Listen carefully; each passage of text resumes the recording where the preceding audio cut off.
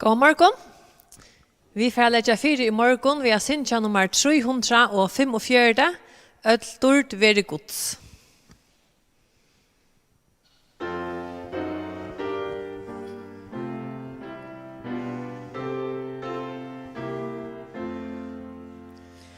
Et stort være gods, han står værskrikare.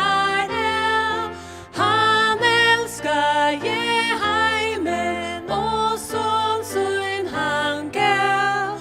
Og stund som fått fire sin, og ein og nok hverjon lat opp sin skrind. Herrans trus hev jeg hatt, høyre gjøren hans rødt. Herrans trus hev jeg hatt, folk om landen støtt. Til fægeren kom kjøknon sonen han gav, og gjev honom dørt han sår værskrigare. Og fullkomna frelsat ur skalden vi blå, og honom og I tror reine tøyende gav. Tøy så av syndaron støstor han vær, til stund og han tror fire djeving kan fær. Herrans prøys hev jeg hatt, høyre gjøren hans rød. Herrans prøys hev jeg hatt, folk om landen støtt. Til fægeren kom kjøknon sonen han gav, og gjev honom dørt han står værskrigare. Han stør leika voiser, og stør versk han kjer, og store var glede, og Jesus her. Men røynare hakre og mætare ta, skal vera var undran, ta Jesus vid sjå. Herrans prøys hev jeg hatt, høyre gjøren hans rød. Herrans prøys hev jeg hatt, folk om landen støtt. Til fægeren kom kjøknon sonen han gav, og gjev honom dørt han står værskrigare.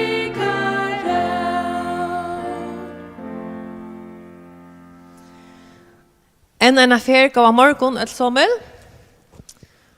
og godt nødgjær. Vi får halda fram vi at synja, nu er det nummer 115, og en kross tar neldo Jesus.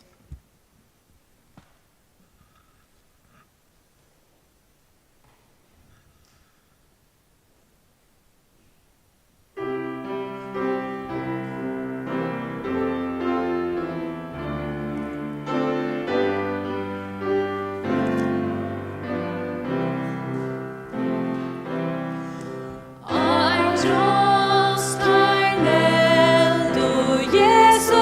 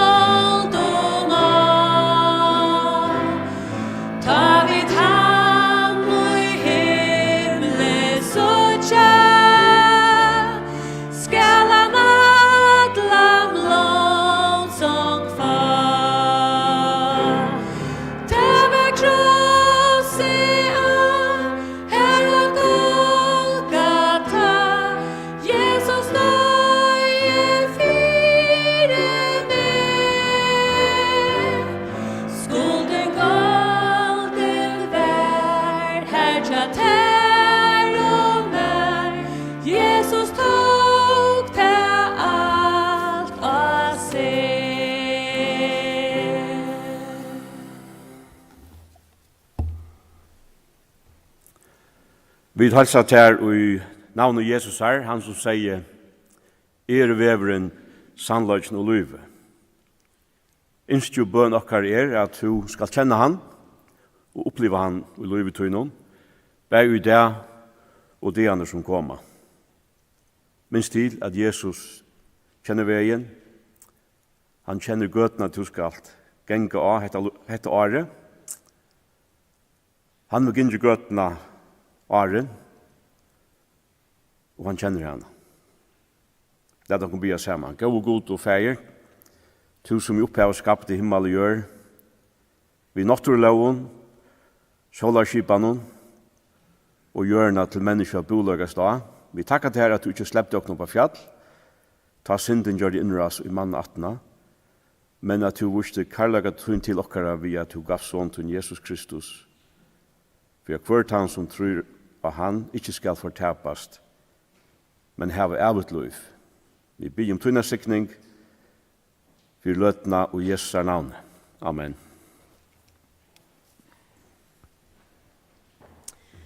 Ja, nu får vi det at synsja nekrar sundagsskola sanger sammen. Og den første sangren, som den første kores vi fra synsja her i morgen, tar vi tøyna dord til å freie.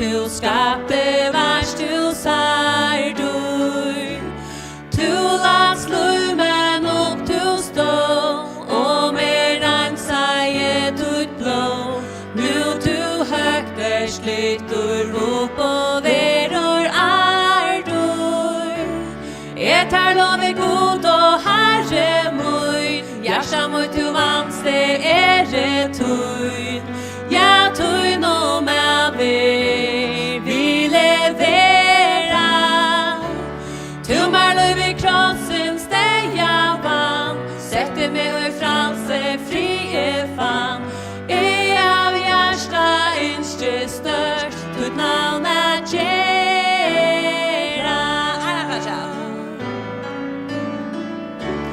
tui natur tu og freie ta tu komst av hattene og av hånden tu skapte vars du sær du lands lumen opp du stå og mer ansaie tut blå nu tu høgt slitt opp og veror du tar lov god og herre mun hjärsta mot du vans det tøyn ja tøyn og med vi levera tu mar løv i krossen steja vann sette meg og franse fri fan av hjärsta innskje størst tut navn gjerra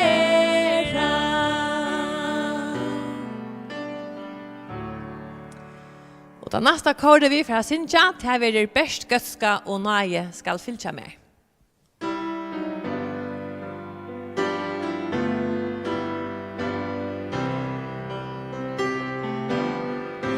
Best gøska og nøye skal fylkja med atler det er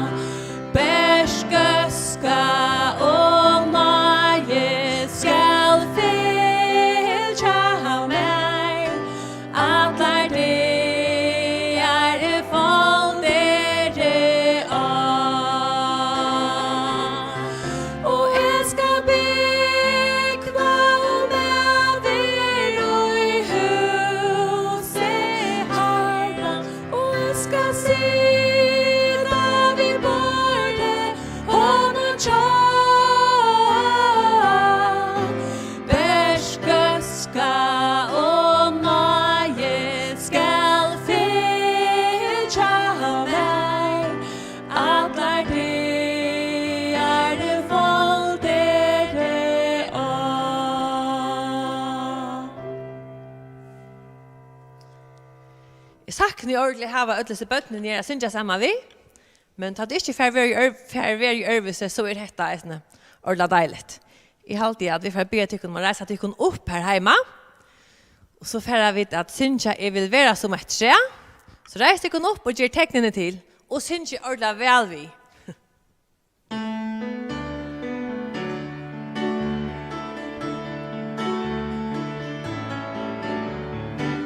Jeg vil være som et tre, plantet tatt vi vattnet, lyda best av Jesus og vekse jeg.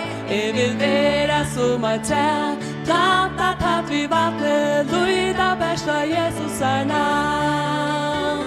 Som røtterna veksa, ikke skjei bær større, at så tjata blåmar vi sikning kom. Som røtterna veksa, så stedur og betur, at Jesus min frelsare.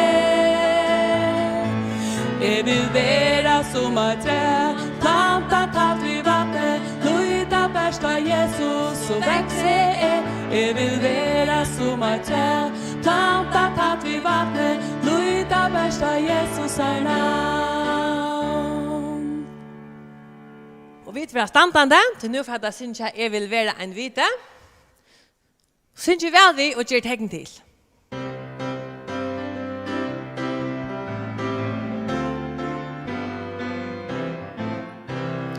Jeg vil være en vite, jeg vil spraye ljus. Jeg vil være en vite, tja ørona seta ut. Jesus lever og han min, han veien vise meg kattlar sun. Jeg vil spraye ut ljuset kvann der, og æra frelsar ham mun.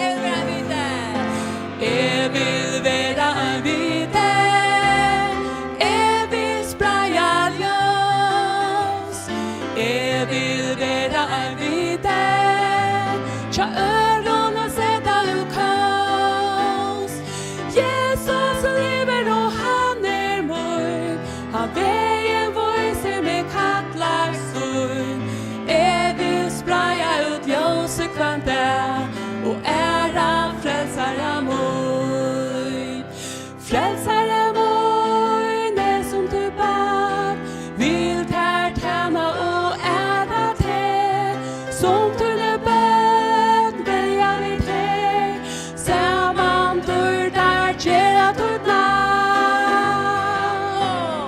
Jeg vil være en vite, jeg vil spraye ljus.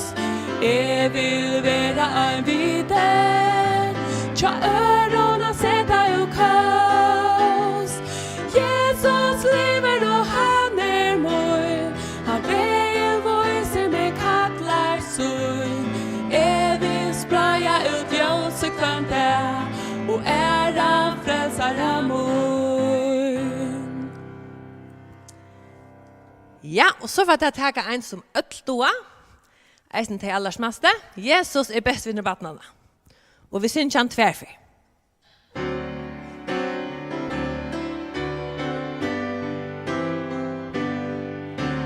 Jesus beste vinner vattnene.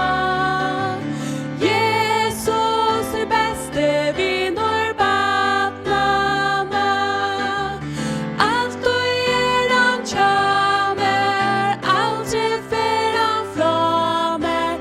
Jesus beste vinner vattnene.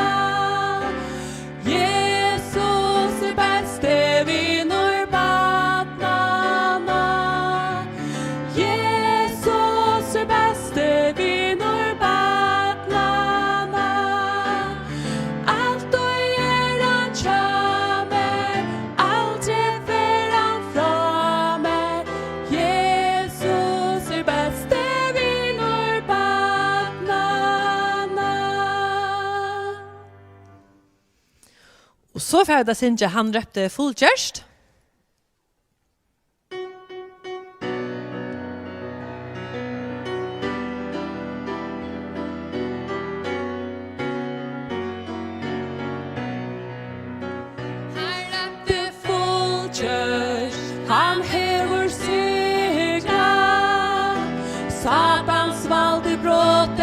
myskor serur flutja ma, Jesus Herre. Och halleluja, kongarna kongur, ja vinner han Han röpte fullgjörst, han hevur sikra. Satans valde bråte, myskor serur flutja ma, Jesus Herre. Och halleluja, kongarna kongur, ja vinner han Jesus Herre, Jesus Herre, Jesus Herre, Jesus Herre, Jesus Herre, Jesus Herre, i viløyve akkara. Han røpte fullgjørst, han hevur sikra. Satans valde bråte, myskor serur flutja ma, Jesus Herre. Och halleluja, kongarna kongur, ja vinner han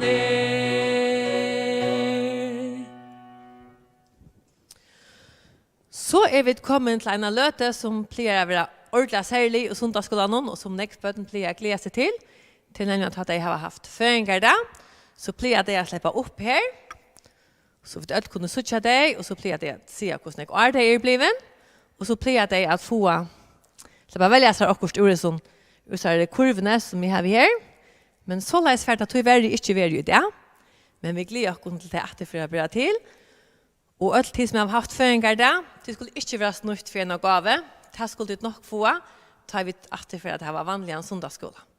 Men det skulle ikke være snutt for sang. Vi skulle fære synja for dere, Luka sier hva det som har haft føringer da. Torur, han blevet 1 år. Eva eisende blevet 1 år. Så det Sara, som blevet 4 år. Maiken blevet 5 år. Krista eisende blevet 5 år. Emily, hun blevet 6 år. Åsa blevet 6 år. Gloria blevet 6 år. Lucia blevet 6 år. Elias blevet 6 år. Og Vaughn, hun eisende blevet 6 år. Benjamin blevet 9 år. Og Georg blevet 20 år. Hjertelig til lukke, sommel, og vi sundagsgladen ikke at dere herrens røyke sikning. Vi får synge for dere, og til de velkomne å reise dere opp her hjemme, og kanskje mamma og pappa kunne ta en mynd av dere, men de stod oppe og kunne legge det ut av Facebook-bølgen til sundagsskolen, som heter Sundagsskolen i Ebenezer. Så vi inn i bølgen kunne søtte en mynd av dere. Det har vi stått litt. Nå får jeg synge for dere, og vi synger tverfer. Og vi håper at du synger vel vi hjemme. Til lukko, at baten her så glad, og i vikon ferden og henda som og der, god til konsekne og tætje og i hånd. Til lukko, til kjent og trång, til lukko, at baten her så glad, og i vikon ferden og henda som og der, god til konsekne og tætje og i hånd.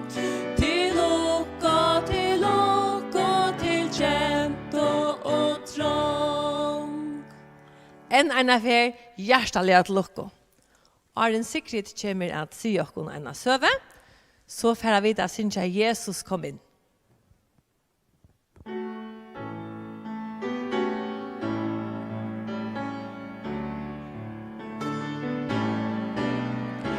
Jesus kom inn, Jesus kom inn, kom inn og i mot hjärsta.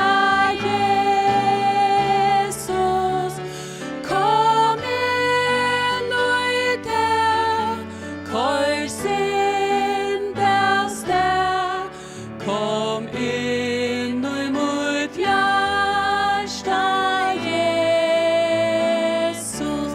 Paratchat. Jesus kom in, Jesus kom in, kom in i mitt hjärta, Jesus, kom in i det korset av sted, kom in i mitt hjärta, Jesus.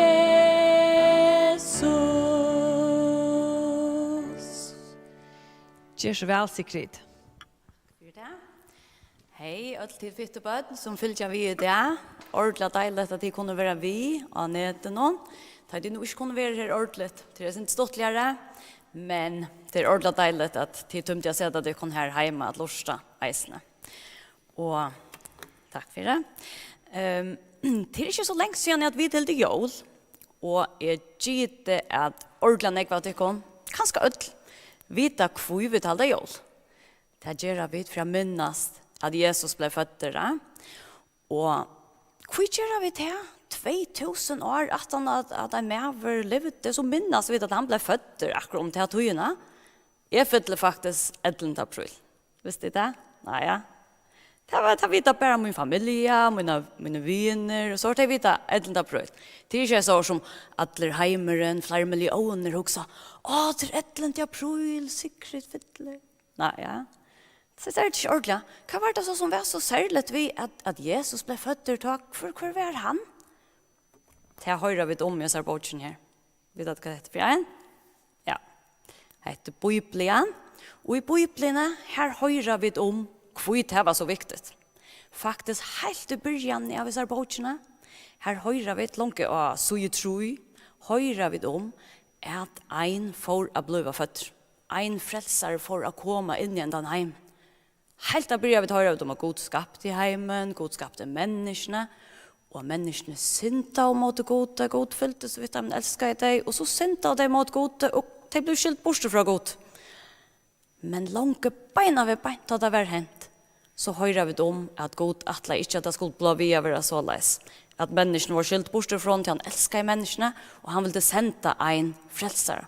Og i tjøkkenen atle bøyplen, atle vi hører vi inn i midtelen om at det er for å komme en frelsere, det er for å komme en frelsere. Og i flere 100 år, noen 1000 år, hører det om det er for å komme en. Og til det nok gitta, det var altså Jesus. Og så tja myntene, så tja vi at Jesus han ble født, og da han ble født, så var det akkurat var det ikke særlig, vet du, som vi da var hørsta, enkler kom og hyrene kom, det var noen ting, men annars så var det ikke nek som hørte om etter at Jesus ble født. Han ble født av en vanligere kone, han levde i en luttler bygd, Nazaret, Israel, var nok så vanlige dronker, og han hadde en pappa som var timpermever, og lærte han å være timpermann, så han ble en vanlig unge mever. Men det var ikke noe annet som var vanligt vi Jesus. Da han ble vaksen, så begynte han nemlig å vise folk hvor han var. At han var god sjølver som var kommet nere av hjørnet. At være. Og han visste det på en imenska måte. Han begynte først å fortelle folk ikke. Han fortalte folk om god, om himmelen. Så det er det hørst før. Det er helt veldig spennende. Og et annet som han gjorde folk øyelig interesseret i honom, det var at han begynte å gjøre folk frusk. Onker som er blinder, alt løyve, sitter blinder, og ikke se alt løyve, plutselig kunne de suttje. Onker som ikke kunne brukt beinene, ikke så alt løyve, plutselig kunne få opp og genka. Onker som er deiver, kunne de høyre. Nek sånn i under gjorde Jesus for å vise at han var ikke bare en vanlig med, for at han var god. Og en affær. Og eller av tog at han var så lei, så var det ordentlig folk som var interesseret i at hva er Jesus? Ja, du har hva er Jesus nå? Og så får det her som han var. Og en av for var det mer enn 5000 folk som var kommet til at de hørte at han var et bestemt sted. Nok så lengt borster fra her de boe. De kom i øtler, og de lurte av Atlanteien. Og det ble så sent, de var så langt, at Jesus følte, ja, vi må gjøre folk noen eta, og er de fære. Og han tante egen metta i Jesus øtlese folkene. Selv om de bare hadde 5 brød og 2 fiskar fra en medbakke som en dronker hei, så kunne han mette ødelfølgene, og atter på at han visste Jesus at han var god, som kunne være god kan så rette. Og hentan det igjen, da han er mett og disse følgene, og så sier han vidt det, nå kunne det noe færre, og han sier, eis vi lærer sånn, han ikke færtid, eis nye sted, han sier færtid, og i baten selv, jeg kom ikke vi, færtid av sted, til at jeg færre opp av fjallet av bya. Det gjør det Jesus ofte, han ber til ferien, og han får så opp av fjallet og setter seg av bya, men han tar skuld så for å sted av i baten. Og han satt så her og ber, og tog en tjekk, og han ber lunsje, ikke långre enn vid nok blir jeg gjøre. Og hun tekte ofte bare noen få minutter som han kunne gå på i flere timer. Men han ber lunsje. Og som han satt her og ber, så var det lærersveinen her var i båten og råve. Og faktisk ble det verre og verre. Og det var motvendt, det var råve, og det struttest og strevet oss til å finne leiene fram. Og det var ordentlig strevet, det måtte ordentlig konsentrere seg. For jeg finner at jeg hadde unga motorer og båten, eller noe sånt, det måtte bare rekve og konsentrere seg. Og det stendte meg, han tar ordentlig konsentrere som han rekva, og når han kommer frem, så plutselig sutt jeg der også. Det er ikke akkurat som. Og plutselig så råper det bare, «Responselse!» Så jeg så jo ikke tjekk av vatten om, det kan man ikke. Så det måtte være spøkelse, og det var det rævlige benkene. Det røpte bare spøkelse, så stod. Og ta og ja, så kan man huske hvordan blir det til, altså hvordan kunne Jesus genka vatten. Han var, det kan noen ikke gjøre. Det kunne vi ikke, vi kunne gå prøve, og vi kunne særlig, og anpåen og alt mulig. Men Jesus gikk bare vatten til at han var god. Han som har skapt himmel og jord, skapt havet, skapt alt. Han kan jo alt. Så han kom bare genkant her, og der var det rævlige benkner, men Jesus kom nærmere, og han sier, vi tar øttest ikke til jeg. Det bare det. Faktisk var han vinnere enn tjata, men til jeg Jesus. Peter, han var en av dem der som var i båten. Han var nok så skjøter alltid, og synte skrapper ganske eisende, og spenter, og han bare, ja, men Jesus, hvis det er to, be som jeg kommer ut av vattnet, ivet til tøyen, jeg ikke ivet til tøyen. Og Jesus, han sier, kom. Og Peter, han tror på Jesus. Han tror at han kom etter til at Jesus kjørte, og han trakka i ut ur båten, og Jack börjar jag gänka mot Jesus. Lukte på Jesus, så börjar han också säga, vad är det som händer här? Börjar jag borra bänken, så börjar han hytja, helt hytja runt oss, och efter allt någon och vintern någon, och Arna visste jag, så börjar han söka. Han börjar iva så just ner på ett, och glömde jag att hytja på Jesus, och att det var han som faktiskt fick det hela börja till. Det stendte at han började söka ner, och han blev rävlig av bänken. Det var usakallt, och han var rävlig av bänken, och bänken var druckna och allt möjligt, och han röpte Jesus, bjärka mig här. Och beina vägen tog Jesus håndna ner och lite Peter upp att det. Och det stendte at han får bager i båten, och då där kom i båten, så stendte at lärsvan tar fått alla bra ner för honom. Och så att du är sannoliga soner gods. Selv om lærersvann hadde opplevd øyne vi Jesus i åren, han til å se han gjør folk frusk, til å se han mettet for det er som ikke ordentlig ikke oppført dem, men bare nå ser Jesus kom gengen til vatten, og så det er god som her på en. Det er råd hvor det kommer nesten beina til land, og lykka som det plattes, var folk ikke i øyne spent, det er noen folk, jo, det er Jesus som kommer, og falskene var reellig glede at han kom, og det ble for beina rundt til at falskene at Jesus er. Og folk kom i atter sammenlandet rundt om han. Det var en stor om det var selv rundt. Det var så reellig nek folk alltid om han. Og det stendte at det ødel som norsk vi Jesus, det ble frusk. Om det så bare norsk vi, akkurat som pettig av, akkurat som klæven og tja honom, så ble det frusk. Så les visste Jesus at han var god. Og det viktigaste, og tog det med vi har vidhalta jól, det til at det var ikke bare en vanlig med. Vi talte ikke 11. april til Efetla, og helt ikke ordentlig om 2000 år for å gjøre det. Men det gjør vi da Jesus ble født til at Jesus var god sjølver, som kom nyer av himmelen, nyer til åkken. At blive menneske, ikke bare for å gjøre under her, det gjør han for å vise at han var god, men han kom nyer for å dødja av krossen for åkere sinter. Jag vet hört helt att börja vi blev skilt bort från Gode, kunde inte vara samma vid honom. Men så sände Gode en frälsare, han sände Jesus. God själv han att dödja och Golgata krossen för åkra synder. Och han reis upp att det och får till himmels, är rädda klors till öll som trykker han å komme hjem til han til det færre herfra. Takk for at du lurte så vel etter.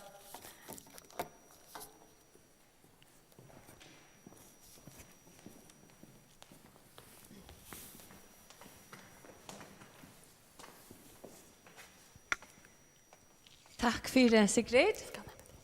For en gode og vel fortalte søve. Nu får vi atra Sinja. Nu får vi Sinja nummer 126 i sangbordene tjåkon. Nummer 126. Heilur tusen øtlun rævr.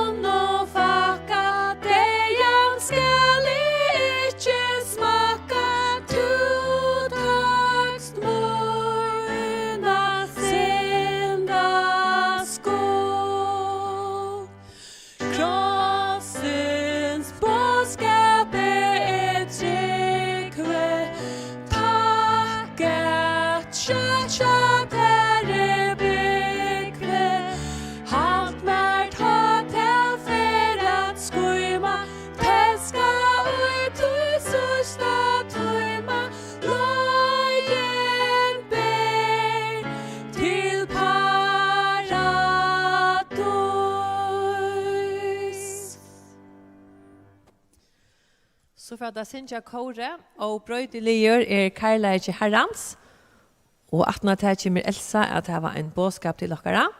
Och bröjteliger Karlaige Herrans och han nummer 3 och halvfjärs i bådgen.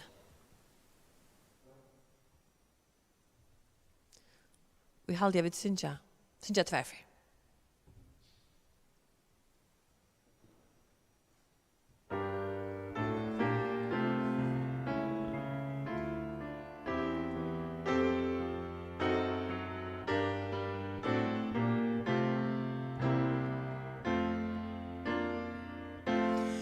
Oh, bröjteliger Karlaige Herrans,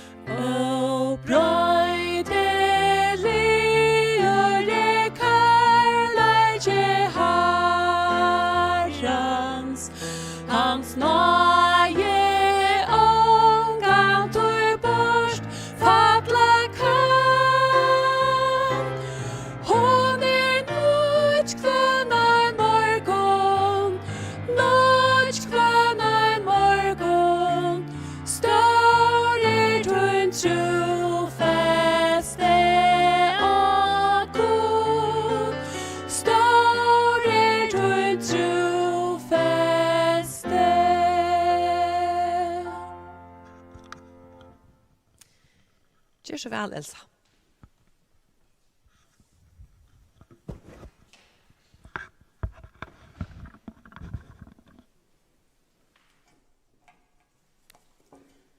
God morgen og godt nyttår. Vi sunker nå sammen etter stotta kåre om nøye gods som nødt kvann en morgen. Og i hessen åren om nødt eller nødt en vøn om at akkurat godt vante. Akkurat damer etter året at vi flyter oss ur gamlen og i noe nytt og spennende. Vi begynner nytt arbeid, vi flyter nytt hus, vi får under nytt utbygging, og så det å vite hvordan dette nytt røgnest, hvordan godt det og så ettermøte om dette nytt nå er bedre eller verre enn vi tar vanta. Høvesevne og i alle bibelene at God skaper nytt. Aller fremst av første søye, altså i 8 sangbøkene som vi synte ord i morgen, stender, og han leier i munnmån nødjan sang, lovsang til God okkara, som et sitat ur Salme 4. Profeten Esekiel, han ber hese på fra herren hon til følge. Jeg skal gjøre til kun nytt hjärsta, og nyttjan anta skal jeg gjøre til kun i brøstet. Jesus sier, nytt på gjør vi til kun, at de skulle elske hver annan. Og Jesus kom vi en nyttjan bådskapet, som skaka i samtlige falskje. Til dømes leser vi om Nicodemus, som hørte hes i årene av Jesus egna munne. Tid må føast av nyttjan. Og Jesus levde i øsne et nytt og ørvise liv, som vi øsne hørte når vi lurte av etter søvende som var sagt for bøttene. Og framveis og i det ber hessen bådskaperen nytt liv til mennesker som sier ja takk for lot ut. Vi romverer vil sagt vi tjena av nødja hatt andans. Og så dette verset som nekve av oss har vært utan at lykkes igjen vi kjenker i sundagsskolen. Om du øyn i Kristus han nødjerskapninger. Hitt gamla fjære. Det våre nødt.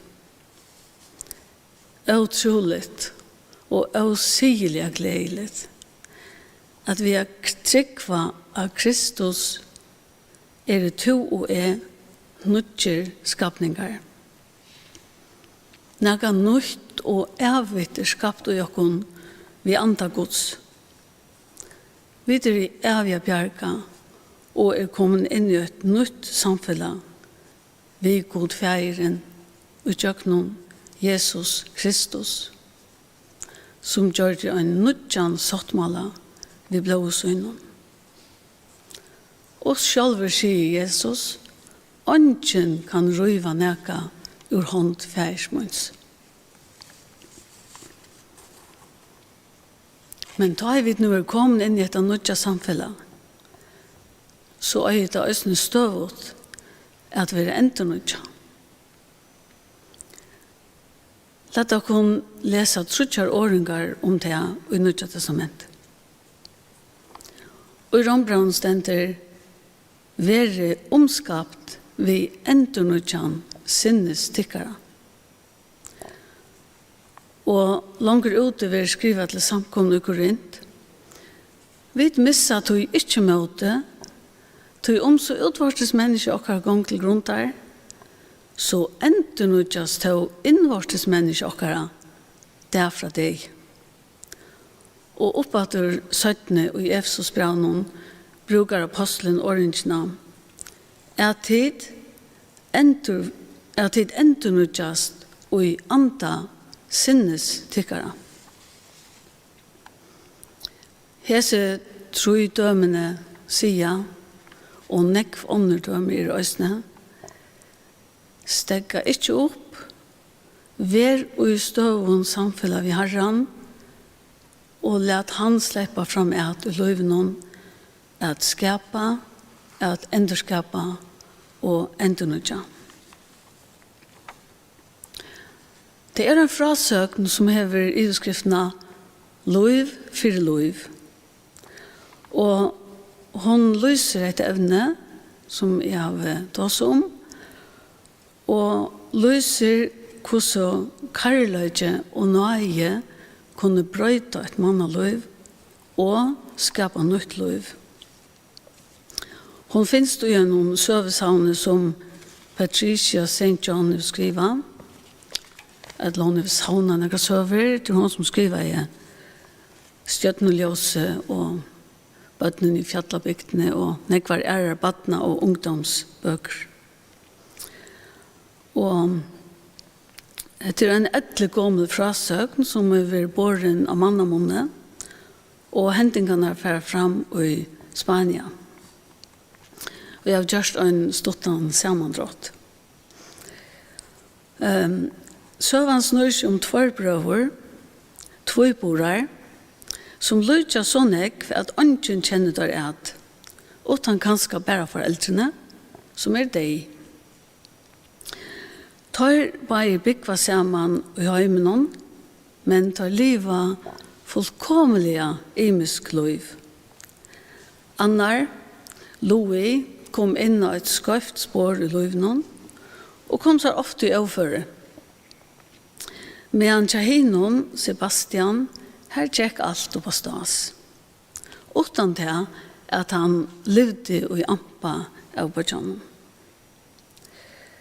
Og et kvalde Sebastian sitter ensamadler og bojar, så kommer Louis brestande inn og råpar, krekva med, deg dømter? Kvæt, spyr Bajan. Jo, vi kom til Ilnar, og til enda vi noen ekstra bardia. Jeg atleide ikke, men jeg har dripet en mann. Og her stod han og i blådolkager i kjørste som pregg om ildgjørende. Men Sebastian har en løsning. Han lät seg ur sin egne kjørste og ba Louis for ujana og flytja ned i fjøtlene. Louis gjør det som han var byen, og Sebastian lät seg i blådolka og kjørstene til Bajan. En av løte 17 kom en oppøst mannamikva at teka troppsmannen. Og her stod Sebastian, ånden sette spurningen om han var hans et. Ta såst jo, harre, anlite, hendene og ikke minst klæene som var besta prekve. Han var lagt i håndgjød, gjør det ånga motstøve, gikk tiende i fengehuset, rattar gongt vær, og Sebastian var dømt til deia for manndrap.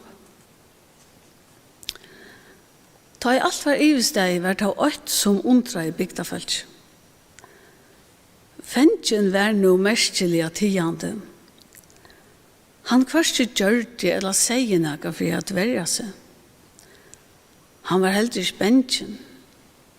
Til suttja prekve av klævene til meg, var det eneste han sier. Og hver mann Sebastian vil ha blivit av, spurte de. Han svær å se hese tøyene. Aller helst helter han at Mali så skammelig at han bare slått seg bort. Men Louis krekva seg i fjøtlene, lunch. Han brøtte ut skjønt og fikk arbeid av bøndene. Ønsken misstånd til han. Og en affær tok han med til sønn og ført til heimbygdene og en dag til jeg hadde sølemarskene her. og varliga rundt han og freknas om hva det var hent så han drap. Løyta der framveis etter droppsmannen, spyr han. Løyta? Nei, tar tog han samme det, som brottskjøren får fram, og han fikk det straff som han hadde oppe på. Louis var knustr, pura for ånken. Før beinløs til myndløkene og sier, «Tid har dømt en åsekan mann». «Er han ikke», sier han. Men malet var ikke tid oppatter, til loven sier, «Løv for løv». Malet var endelig avgrøtt. Men Vissarheim fikk Louis et brev som de i bodjansere hadde lagt etter seg. Og her stod, «Gå bodje, av eknom frøyen vilja har jeg latt meg døma til deg. Jeg uilaten tøyna skyttne kjørste. Lova meg noe ut. Læt til i mine røyne klæje, og liv ut og tøymon. God signe til. Beste halsaner, Bodjetøyn Sebastian. Og frasøkene sier videre at Louis skilte bådskapen og i braven og han handlet samsværende. Det var han med som jeg elsket og lie og offra som skulle slippe livet videre i honom. Han røstest, vasket seg, skifte klæger og får ut i solaljóset at byrja og nødjan det og et nytt liv. Her enda søvan. Hun en veik mynd av Kristus, Kristi karlaga og offerdeia hans herra. De som såleis tar imot Kristus uilaten rattvise gods, endurfødd innanfra vi andre gods. Og innskje okkar at vi ødel opplevde sannleggan i versen som vi løs å byrja vi. Om du øyn i Kristus han nødger skapninger, hitt gamla i færre, det vår nødt. Amen.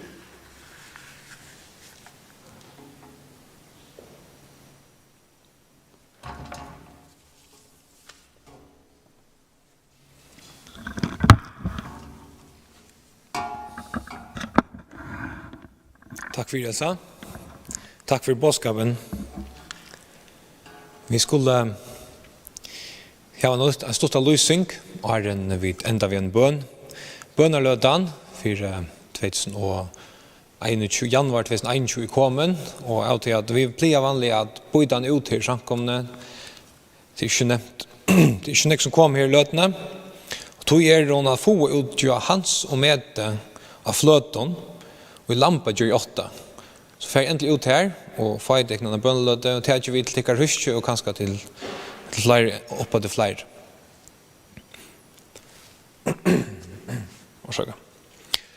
Annars kunningen om tøyna stendt for framman, hun kommer av heimasøyna, til å kunne ebenezer.mf, og av Facebook annars. Så kunningen her, vi får ikke, det ringt å si hva fremtiden her av bjøa, så vi bør vise til det. La dere bia. Herre, takk for tøyna som fjerden. Takk for til skikninger vi da finner. Takk for til andalige skikninger til sikne dere vi. Takk for tøymelige skikninger, Herre. Og vi ber her at her tøymelige skikninger ikke får dere å misse sjånene av hva vi dere, og at du færre dere, god. Vi ber for trobarn som arbeider ved å bære folk i evangeliet, be Herre at du måste gjøre dem styrke, og be at tar arbeid etnast. Og det blir avvekst. Be for dem som syrja, at du vil trøste deg her. Vi ber for dem som strøyas vi sjuka, at du vil lete deg kjenne at du er nær. Herre, vi ber for dem som kjenner seg ensom, at du vil vise deg. Herre, vi ber at året 2021 vil et år her som oppad flere kommer til å høre evangeliet. Vi ber Herre at i 2021 kunne vi tvervet og kunne gledes oppad flere nøyesysken som har tidlig vi bådskapen om å tro av Jesus Kristus. Vi ber Herre at du vil sikne okkon, at du vil gjøre okkon til sikning i Jesus boje, og i Jesus lande, og i Jesus heime. Amen.